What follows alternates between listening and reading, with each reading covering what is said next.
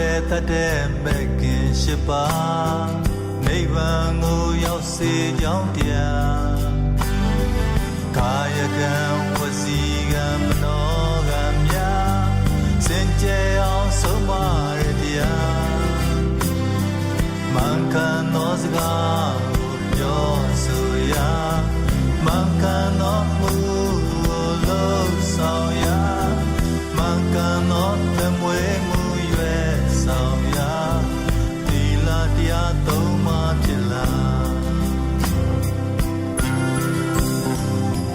ဒုက္ခရောချုပ်ရာမြတ်နိဗ္ဗာန်လာမဲခင်ပေါင်းစည်းလို့တလားဒုက္ခရောငြိမ်းရာမြတ်နိဗ္ဗာန်လာ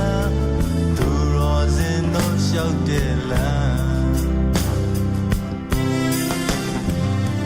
ကိလေသာပဲတတ်တဲ့မဲ့ခင်ရှိပါပဏ္ဏာကလွတ်စေကြောင်းတရားကာယကံဝစီကံမနောကံများစင်ကြယ်အောင်စေကြောမဲ့တရားမှန်ကန်သောအာထုံမှုရှိစေရာမှန်ကန်သောအောင်မေခြင်းနှလုံးမူရာမှန်ကန်သောတည်ကြည်မှုစူးစိုက်ရာတမာရီတရားသုံးပါးဖြစ်လာ